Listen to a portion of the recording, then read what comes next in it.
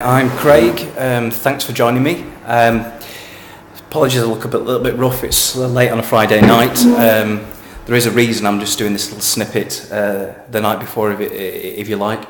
You're joining me on the first step of my journey to make some honey vinegar. So that'll be an interesting job. I keep bees. Last year I had some fairly moderate success making my first batch of Mead, adhering to a recipe written up by Roger Patterson. I'll stick the hyperlink onto this video when I edit it. Really simple recipe, I would say almost foolproof. The meat itself was fine, it was pretty good. Let it mature for just over 6 months before it became particularly drinkable. Yeah, nice. But this year, I've not really got any spare honey except for this 2 kilos here. Thankfully you can't smell it through the video, but it's ivy honey. It's got certainly an acquired taste, a slightly antiseptic smell, and I'm not really particularly looking forward to either consuming that or giving it away to anyone. So I've seen some posts online from people who are asking whether it's a good thing to try and make mead from. I'm probably not going to take the risk of finding out. I'm going to take it one step further. So vinegar is the product of acetic acid bacteria acting upon ethanol or alcohol. So if we want to try and make honey vinegar, it's really a two-step process. We'll make the mead, and then once we've got that alcoholic substance, we're going to transfer it into this container we'll look at a bit later in the process, where I'm intending to do the aerobic fermentation with the acetobacteria and turn it into some vinegar. So all we're doing tonight is just starting off the mead, and it's a really quick first step. Before we stick it into the carboy, which we'll sterilise tomorrow and we'll get the whole mix going, we need to create a yeast starter. So I've got a sachet of yeast here. This will make, I think, between 1 and 5 gallons of alcoholic drink. The particular brand of yeast I'm using is Lalvin D47. I'd like to say I'm an expert, but I'm not. But it seems to be one of the most prevalently used yeasts in mead making. I think the characteristics of yeast for mead, they need to be able to ferment over a range of temperatures so they're nice and stable, but they also need to be yeast that tolerate a high alcohol level, kind of up to kind of 14% or maybe slightly higher. So champagne yeasts, I think, are quite good. Roger himself recommends Gervin number 3. I guess you can do a little bit of research. I just bought this a couple of quid off an online retailer.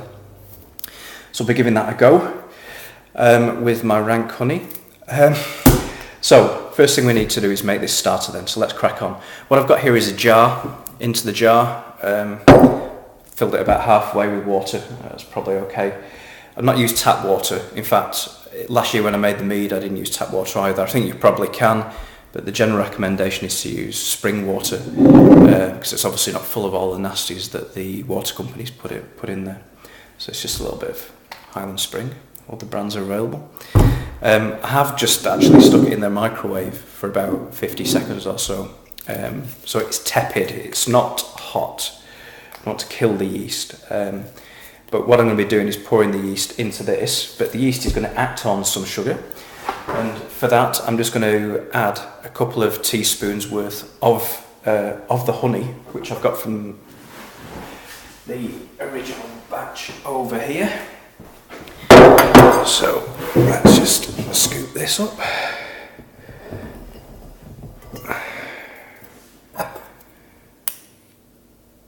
And obviously the warmth of the water is going to help this dissolve as well.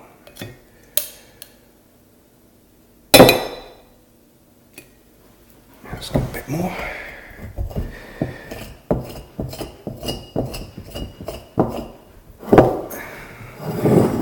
That will do for me.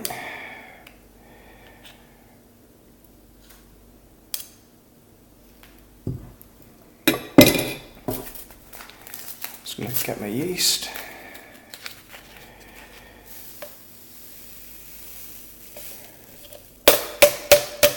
Sprinkle the yeast on top and give that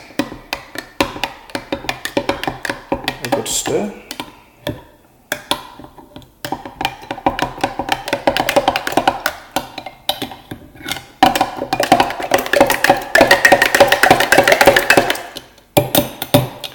Should do the trick.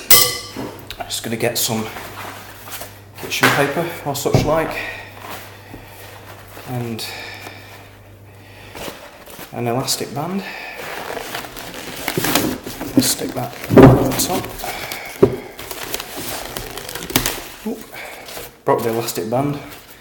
Don't worry, I've not got another one handy here, but I'm just going to go and grab another one, wrap that round. We're going to stick this on the sideboard. We'll have a look at it tomorrow morning. Hopefully it'll all be nice and bubbling up and the yeast will have started, and then we can focus on getting this bad boy cooked up. We're going to kill the natural yeast in it, and we're going to concoct a brew and stick it in the carboy and let it go.